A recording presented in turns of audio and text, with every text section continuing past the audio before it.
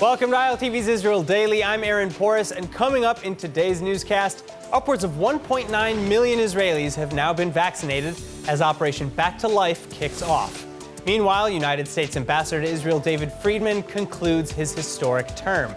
And the Catholic Church celebrates a very long-awaited homecoming, 100% landmine-free.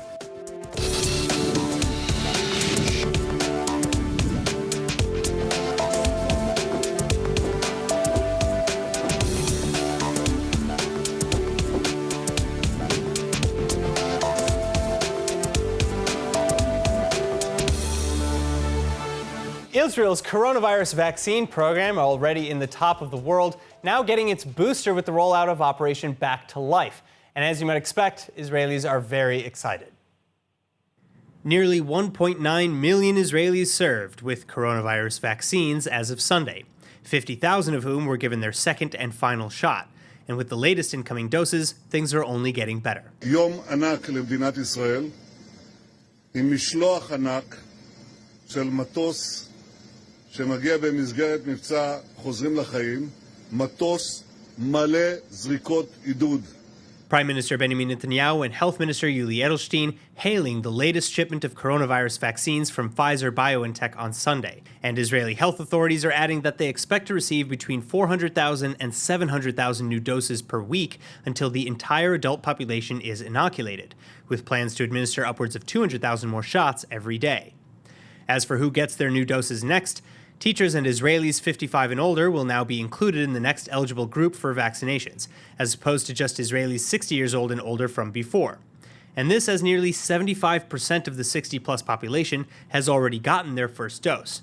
Medical personnel then likewise breathing a breath of fresh air, safely for the first time in a year. It changes everything. There's truly an excitement.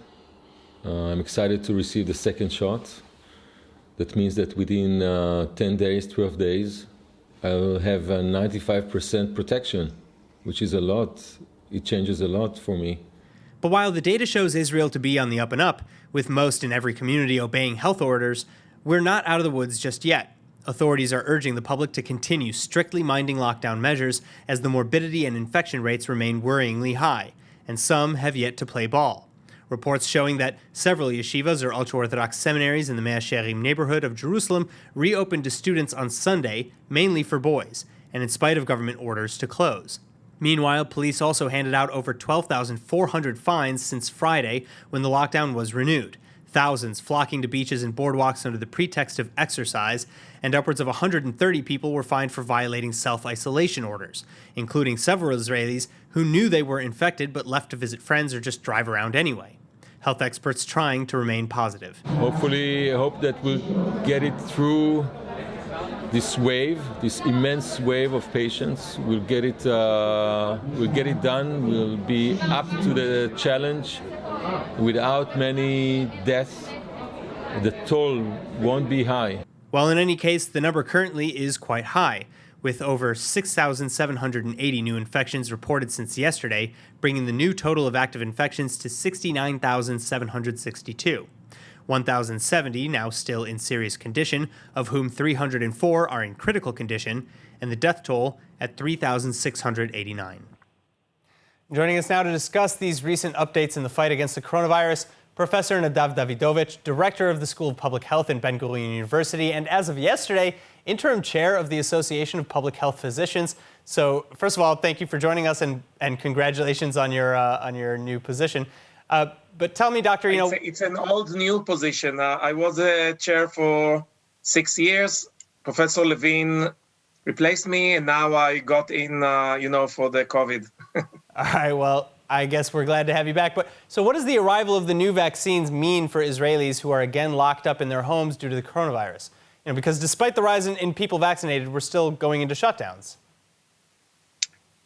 We're in a very strange situation. First of all, the arrival of this new shipment these are great news. It means that we finally are going to cover all the Israeli population. So all the questions that all over the world, about prioritization, about rationing, we are doing prioritization because we need first to have mainly those who are high risk and elderly. but now we can also get other being vaccinated and to start thinking about herd immunity. All right, On the other hand, so to show the numbers, we are not in a good situation. We are suffering from what happened here in the last month, especially during Hanukkah, mass gathering, weddings, people are returning from abroad. All of that is now reflected in the number of deaths and severe cases, unfortunately. All right, well, going back to the idea of reopening as soon as that may happen, we've seen that now teachers are finally going to get inoculated with the vaccine. Does this mean that after the inoculations, we'll be able to maybe keep the school systems open? We need to combine different approaches. One of them, of course, is vaccination. Of course, children cannot be vaccinated for now, so we need to employ much better what is called Magen Chinuch, or protecting education. This is a program promoted by Yuval Cohen from AFAT. It's about pooling. For example, in my little son is 8th grade. We implemented it about several weeks ago. It's voluntary. Schools can join. And they were doing a weekly testing, and this is a perfect way of combining this with maybe some hybrid teaching outside, vaccination of teachers. We need to learn how to live with Corona and do it in a more sophisticated way than just lockdowns. Lockdowns, finally, it's always a failure because there are other ways of dealing with that. And now we're in a situation that, unfortunately, we needed to have something that is more stringent than before. All right, well, failure or not, of course, the top question on everybody's mind is, are we going to head to a fourth lockdown, especially given what, you've just touched upon earlier, that while the majority of the population is adhering as best as they can to the rules, there are still pockets of the population that are flouting them. So first of all, I hope that by next week we're going to see already some results, and we're going to have another thinking about what should be the length of the lockdown. And later on, I really hope that all what we are suggesting as the expert committee will be adopted, because having these recurrent lockdowns, this is really destructive for society. We are not a machine, that it can push on, off. Entering into lockdown, returning, all of this needs lots of energies. We need to be more sophisticated, more gradual, and also being responsible from all parts of society, both the government and the communities. I know that many places, the local authorities, municipalities are working very hard, so this is very important. All right, Professor Davidovich, thank you so much for giving us your time. Thank you. All right, meanwhile, as more and more Israelis get in line for vaccines, there's one particular at-risk group that's seemingly being ignored, the prison population. And 5 human rights groups are now petitioning the High Court of Israel to try and right this apparent wrong. ACRI, Physicians for Human Rights Israel, Adalah, Hamoked, and Rabbis for Human Rights demanding that the Israeli Prison Service vaccinate the entire prison population according to the vaccination priorities set by the Israeli Health Ministry, and with an emphasis on inmates over 60 years old, as well as others in especially high-risk groups. This after Public Security Minister Amir Ohana ordered prisons to hold off on vaccinating the inmates until a greater number of the general population gets theirs first. Prison staff, on the other hand, have been eligible since last month. Of course, Ohana's original orders come in response to the PLO Prison Affairs Commission, which claimed Palestinian security prisoners would soon get inoculated by the Israeli authorities. Health Minister Yuli Edelstein, for his part, however, is taking the power away from Ohana, responding to the petition, stating that the only body determining immunization arrangements is the Health Ministry. But whether this means the ruling will change or not remains to be seen. Now, moving on, the countdown continuing. Israel's March elections now just 71 days away, and there is still no clear sign of which way the government might turn. New polls showing that while remaining the largest faction, the Prime Minister's Likud party will have a serious run for its money, especially as former Likud member Gideon Sa'ar's New Hope party continues gaining ground and complicating Netanyahu's path towards a 61-seat coalition. According to the latest, Likud is expected to pick up 31 seats in the Knesset, down 5 from where it stands today. Sa'ar and opposition leader Yair Lapid then would come in second, tied with 16 seats apiece. Meanwhile, Naftali Bennett's National Religious Yamina party is predicted to take 13, followed by the Arab Joint List with just 10. a drop from the 15 they currently have. And next, bringing up the rear, you have the Orthodox Shas and United Torah Judaism parties with 7 seats each. The secularist Israel Beitenu grabbing 6, and Tel Aviv Mayor Ron Huldai's New Israelis party getting 5. Likewise, the left-wing Meretz party is also expected to get 5 seats, followed finally by Defense Minister Benny Gantz's Blue and White at the bottom with just 4 seats. All the other parties, including Labor, Gesher, Jewish Home, and Tnufa, will fail to pass the electoral threshold. So who's going to win in the coming March elections, and will they be able to get enough support to form a coalition?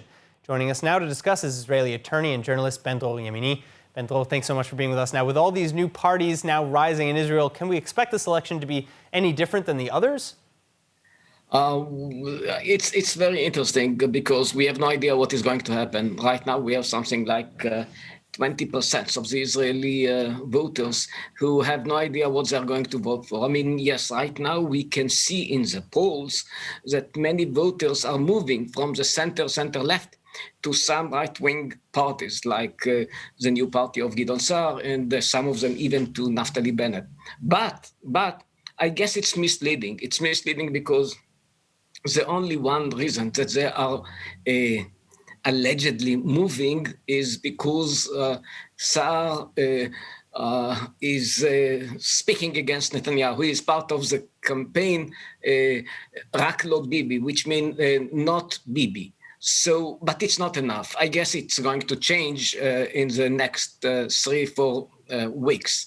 So there is a lot to expect too. It depends now more than before on what the parties are going to do, what they are going to show to the voters. Things are not clear now. So to analyze based on the polls of nowadays, it will be quite misleading. Well, I think it's, that said, of the parties that we do know and the polls that are coming out, we can see that, the right-wing bloc, which includes Likud, Shas, and United Torah Judaism, only comes up to 45 seats. With the Yamina party, Naftali Bennett's Yamina party, which we don't even know if that's likely, they still only come to 58, which is not enough. And then, of course, you have in the opposition and the left-wing blocs, which, with or without the joint list, they could get to over 61 seats, but they have such a wide range of ideological differences that it's interesting to see, whether or not we'll end up in a situation like we are now, where you have 2 parties that really hate each other and don't really agree, forming a coalition. Don't you agree? I think I know. The whole point is that everything is based on one big wish, which is to send Netanyahu away. It's not enough. It's not enough. So how can you combine between parties who support, for example, the expanding of the settlements and parties that are against any settlement and support the 2-state solution and the 67 borders? It's not really something that you can connect. Now, according to the polls, according to the coalition, which is based on we are all against Bibi, it looks like if something is going to change. But I don't believe it. I don't buy it.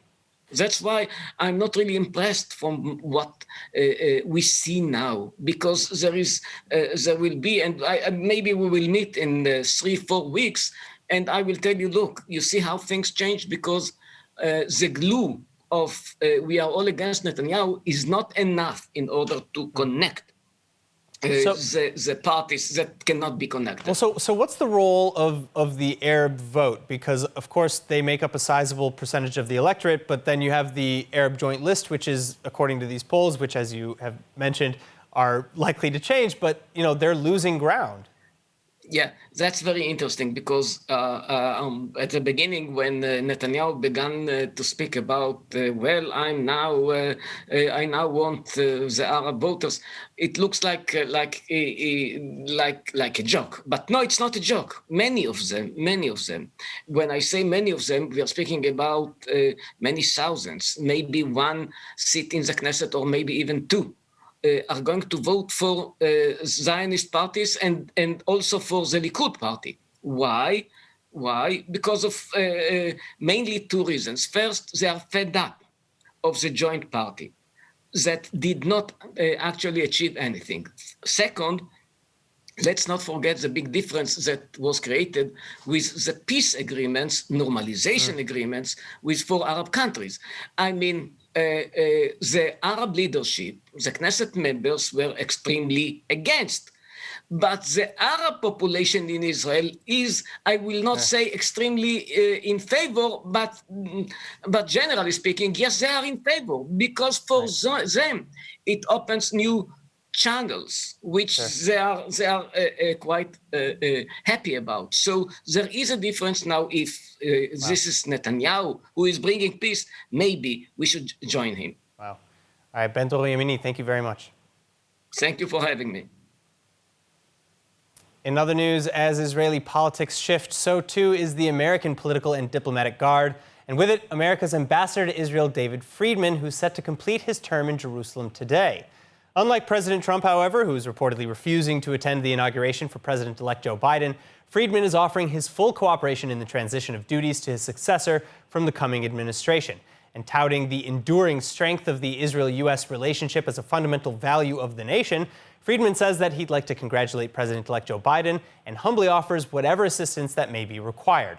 During Friedman's tenure as ambassador, he was reportedly the driving force behind the many changes in White House policy towards the Israeli-Palestinian conflict and in the Middle East, changes that have irreversibly affected the narrative surrounding the conflict as well. His accomplishments including influencing the official recognition of Jerusalem as Israel's capital and the moving of the embassy from Tel Aviv to Jerusalem in kind. Also, the cutting of financial aid to the Palestinian Authority over payments to convicted terrorists, and the declaration of Israeli settlements as part of Israel proper and no longer a so-called impediment to peace. Now, for more, visit our new and improved website at ILTV.tv and make sure to subscribe to our newsletter for daily updates.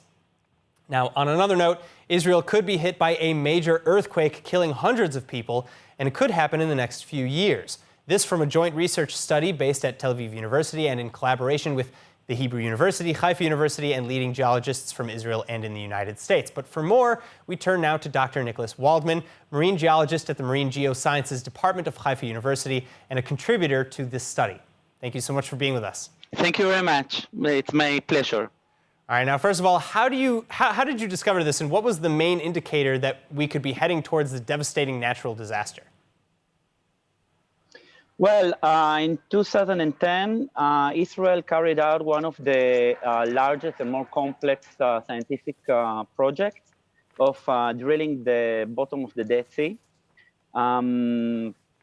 We actually obtained from the deep central part of the Dead Sea for more than 400 meters of continuous core of sediments that encompass something like 220,000 years of Earth history. We then opened these cores of sediments, and among the different types of sediments, most of them, they are very well laminated, thin units of sediments. But from time to time, there are these units that they are convoluted and mixed up. So we analyzed them, and we dated the core, and we did several measurements, and basically we came out with the longest record of earthquakes in history in the planet, actually, more than 220,000 years of continuous seismicity, in this case along the Dead Sea. So we identified these units, and we, as seismites, as byproducts of earthquakes, and that's the way we did it, actually. Wow. All right. So what is your message to Israelis? You know, how can they prepare for a disaster like this, and when is it coming? Well, what we did is also not only analyzing, but also to try to know the cyclicity. How much time happened between one seismic event to another, which a large seismic event, more than 7 in magnitude. We estimate, we cannot know when it's going to be the next one. We know when was the last one. The last one was 1927. And for sure, we are close to be near a major event, but it will be impossible for me to read the future and tell you, oh, such a year, such months is going to be another one. What we can do is to prepare ourselves. This is exactly what you point out. And the best way is to teach, to learn how to react in an event of seismic event, in a case of a seismic event, or to build our houses according to regulations to avoid destruction. Okay, so that's the best way to prepare ourselves until the geologists will come and we'll find out the right mathematical equation. All right, so is Israel as a country, is Israel prepared for something like this? Yes, we do. We are preparing ourselves for seismic events. We are preparing ourselves also for tsunamis, even if we are not located in a major plate tectonic boundary. Well, we are actually, but not according to tsunamis, but we are preparing ourselves. We are teaching our communities. The government is also implementing those in the system, those regulations. And yeah, we are preparing ourselves, absolutely. All right, well, Dr. Waldman, thank you so much. And I hope our viewers aren't too scared right now about all this major earthquake on its way. It was my pleasure, and we need to be prepared as anything else. Yeah, absolutely. In other news, following decades of international efforts, the Franciscan St. John the Baptist Chapel is finally landmine-free, and the Catholic Church is understandably celebrating. Hannah Rifkin with the story. يعني هذا اليوم هو يوم تاريخي. يوم إن إحنا من 54 سنة و3 أيام خسرنا هذا المكان بسبب الحرب، واليوم رجعنا بعد 54 يوم و3 أيام بنصلي في هذا المكان. فهو بالنسبة لنا احنا حراسة الأراضي المقدسة هذا يوم تاريخي إنه رجع هذا الدير، هذا المكان اللي كان في يوم من الأيام يوم حرب، مكان للحرب والدمار، صار مكان للصلاة، مكان واحد سلام، واحد صلاة. فهذا هو أهم شيء في هذا اليوم. Long since abandoned after the 1967 Six-Day War and the 1973 Yom Kippur War, this holy site, where Jesus himself is believed to have been baptized, is finally reopened for full use. All it took was the concerted international cooperation, including from the Halo Trust, to remove over 6,500 landmines starting in 2018. Then, hailing the incredible moment, the small entourage of priests, Vatican representatives, guests, soldiers, and journalists took part in a historic Sunday Mass led by Father Francesco Patton, the custos of the Holy Land.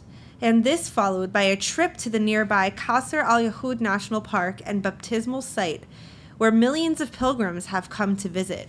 احنا على نهر الأردن، هون كمان اتعمد السيد المسيح، هون لحظة معينة جدا في تاريخ المسيحية، في تاريخ السيد المسيح، وهون كمان احنا كمسيحيين بنجدد عمادنا. Meanwhile, keeping the positive momentum going, the hope is that several other church properties in the area will likewise return to full use, with the help of Israeli roadwork to connect the Israeli and Jordanian sides of the region, especially as the Halo Trust assures that the area is completely clean of any explosives, no matter what the remaining warning signs and barbed wire might say. All right, let's take a look now at the weather forecast. Winter is back with a vengeance, and oh, what a winter we're in for. Impossibly low temperatures tonight of just 53 degrees Fahrenheit or 12 degrees Celsius. Then tomorrow, keep your parkas and thermal underwear at the ready, because we can expect sunny skies and an absolutely freezing daily high of about 75 degrees Fahrenheit or 24 degrees Celsius. And now, before we go, let's take a look at what's going on viral in Israel.